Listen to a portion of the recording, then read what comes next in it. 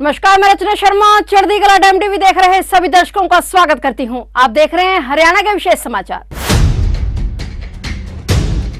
मुख्यमंत्री मनोहर लाल ने कहा कि नई संसद के रूप में आज देश को एक नई सौगात मिली है। प्रधानमंत्री नरेंद्र मोदी ने वैदिक विधि विधान के साथ संसद भवन का उद्घाटन कर देशवासियों को गौरवान्वित किया है। इस अवसर पर प्रधानमंत्री ने संसद भवन के निर्माण में श्रमिकों के योगदान को महत्व देते हुए श्रमिकों को सम्मानित भी किया। मुख्यमंत्री मनोहर लाल ने नई दिल्ली से ऑडियो कॉन्फ्रेंसिंग के माध्यम से हरियाणा भवन एवं अन्य सद निर्माण कर्मगार कल्याण बोर्ड में पंजीकृत श्रमिकों और उनके बच्चों से सीधा संवाद किया। सीएम मनोहर लाल ने कहा कि प्रधानमंत्री के इसी मार्गदर्शन पर चलते हुए हरियाणा सरकार भी श्रमिकों को पूरा सम्मान दे रही है। उन्होंने कहा कि हर निर्माण में श्रमिकों का अहम योगदान है और श्रमिकों के बल पर ही आज देश आत्मनिर्भर बन रहा है। इसी दिशा में एक और कदम बढ़ाते हुए मुख्यमंत्री ने आज हरियाणा श्रम कल्याण बोर्ड द्वारा श्रमिकों के बच्चों को दी जाने वाली छात्रवृत्ति की राशि को बढ़ाने की घोषणा की। उन्होंने कक्षा 9वीं से 10वीं तक मिलने वाली 7,000 रुपए की राशि कक्षा 11वीं से 12वीं तक 7,750 रुपए और उच्च शिक्षा के लिए 8,500 रुपए की राशि को बढ़ाकर तीनों श्रेणियों में बढ़ाकर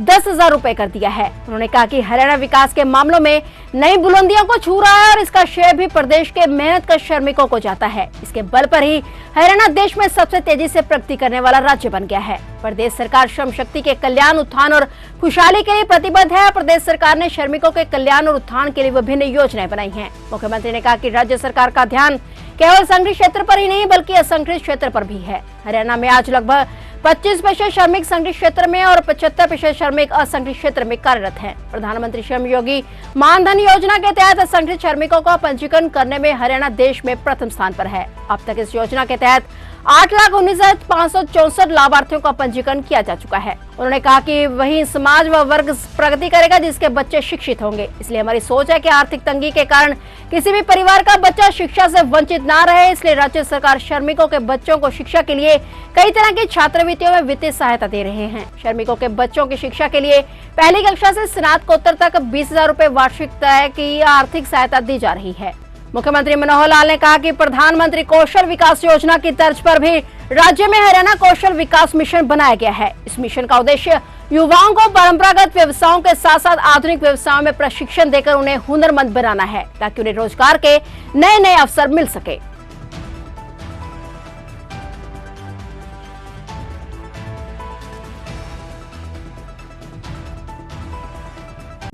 हरियाणा के उन श्रमिक भाइयों से और साथ में उनके जो बच्चे हैं जो पढ़ाई कर रहे हैं उनसे बात करने का मुझे अवसर मिल रहा है। भाइयों बहनों, वैसे तो ये कार्यक्रम शनिवार को होता है, लेकिन आज रविवार को प्रातःकाल 9 बजे 9:15 बजे का समय इसीलिए रखा है क्योंकि कल दिन भर प्रधानमंत्री जी ने मुख्यमंत्रियों की सबकी बैठक बुलाई हुई थी, इसलिए पूरा समय उसमें लगा, तो मैंने अपना समय बदला है। भाइयों बहनों, आज मुझे इस बात की भी खुशी है कि अपनी जो नई संसद भवन इसका निर्माण हुआ है, उसकी इमारत बनी है। अभी अभी प्रातःकाल उसके उद्घाटन का कार्यक्रम था और प्रधानमंत्री जी ने वहां जितने श्रमिक थे उन श्रमिकों के प्रतिनिधि 10 लोगों को अपनी ओर से सम्मानित किया और एक प्रकार के श्रमिकों का सम्मान वो देखते ही बनता था, क्योंकि ऐसा माना जाता है कि जो श्रमिक है वास्तव में वही हर चीज के निर्माण में उसका एक बहुत बड़ा योगदान होता है, चाहे छोटी चीज है चाहे बड़ी चीज है। बिना श्रमिक के हम लोग इन कामों को पूरा कर नहीं सकते हैं। हमारे जो भी आर्थिक विकास है उसमें 4 स्तंभ होते हैं, चाहे उसमें पूंजी है, चाहे उसमें भूमि है, उद्यमिता है और साथ में श्रम है।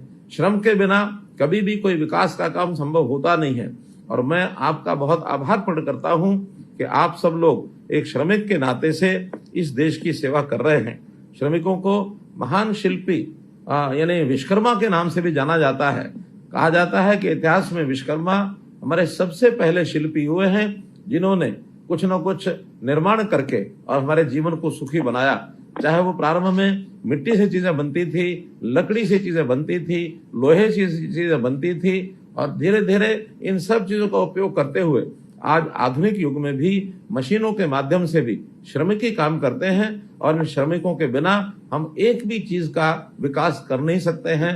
हमारा जीवन दूभर हो जाएगा। आज अगर दुनिया को इस लेवल पर, इस स्थान पर लेकर के आए हैं तो ये सब श्रमिक ही इसको लेके आए हैं। श्रमिक हरियाणा के विकास में भी बहुत काम कर रहे हैं। हम अपने हरियाणा को विकास को बुलंदियों पर लेकर के गए हैं। दूसरे राज्यों से यदि हम आगे हैं तो इसमें भी श्रमिकों का जो है बहुत योगदान है। आपके बल पर हरियाणा सबसे तेज गति से प्रगति करने वाला ये प्रदेश बना है। स्वामी विवेकानंद भी कहा करते थे कि श्रम ही जीवन है। जिस समाज में श्रम को महत्व नहीं मिलता वह बहुत जल्दी नष्ट हो जाता है। अर्थात हम भी उसी सिद्धांत पर एक प्रकार से काम करते हैं।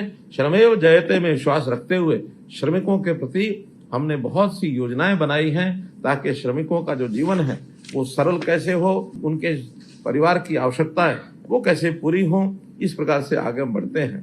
अपने यहाँ दो प्रकार के श्रमिक हैं, संगठित क्षेत्र, असंगठित क्षेत्र। संगठित क्षेत्र तो मात्र 25% श्रमिक ही होते हैं, 75% श्रमिक तो असंगठित क्षेत्र से होते हैं। असंगठित क्षेत्रों का जीवन और ज्यादा दुर्भर होता है क्योंकि वहां निश्चित कोई आय के साधन नहीं होते।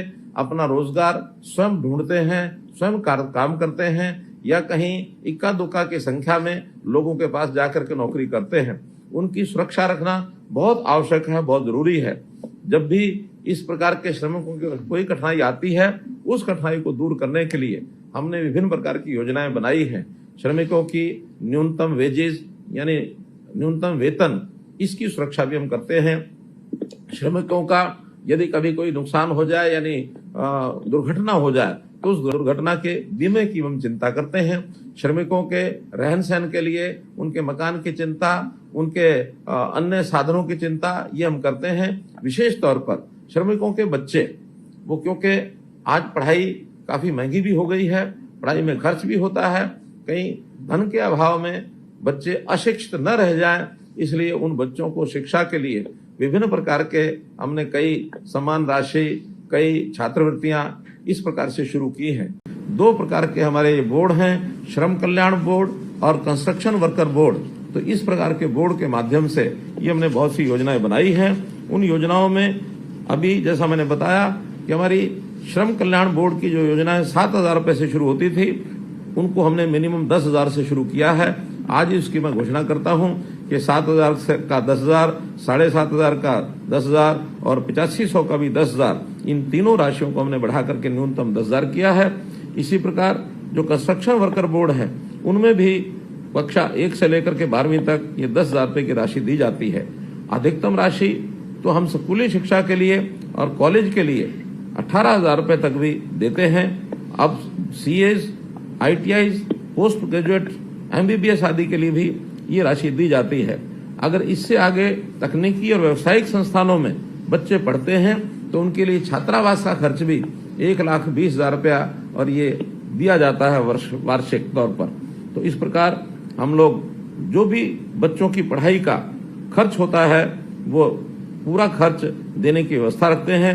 जहां तक बच्चे प्रारंभ यानी HPSC और UPSC की तैयारी करने के लिए, जो प्रारंभिक परीक्षा पास करने के लिए उस तैयारी में जो बच्चों का खर्च आता है उस पर भी 1,00,000 रुपया तक आर्थिक सहायता उनको ये प्रदान की जाती है।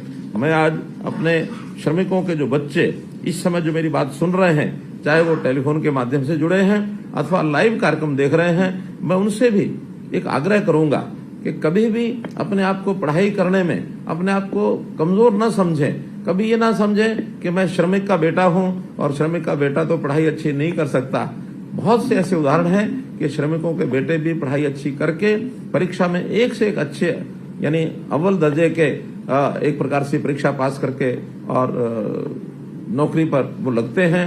और मैं तो स्वयं कई बार ऐसे उदाहरण देता हूं कि अभी पिछले दिनों में गांव में गया, वहां सरकारी स्कूलों के 10वीं से लेकर के और 12वीं तक के बच्चे जिनको मैंने पुरस्कार वितरण किए, उन्होंने 85%, 90, 95, 97, 98, 99% तक भी उन बच्चों ने और अंक लिए हैं। तो कोई भी एक गांव का बच्चा अगर पढ़ाई करके, एक कमरे में पढ़ाई करके भी बच्चे ऐसे हैं जिन्होंने UPSC के एग्जाम दिए हैं और UPSC को पास किया है।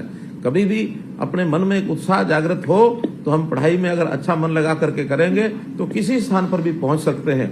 हरियाणा के बच्चे अब पढ़ाई में बहुत शौकीन बन करके और उनको आगे बढ़ रहे हैं, क्योंकि अब हमने सरकारी नौकरियों में मेरिट को और ये तरजीह देनी शुरू की है। मिशन मेरिट ये हमारा लक्ष्य है। योग्यता के आधार पर ही अब नौकरियां मिलनी शुरू हुई हैं, तो बच्चों की पढ़ाई में जो रुचि बढ़ी है इसका बहुत बड़ा एक लाभ हुआ है। तो ये थे हरियाणा का विशेष समाचार और नए समाचारों के साथ फिर से हाजिर होंगे। तब तक के लिए देखते रहिए चढ़ती कला टाइम टीवी।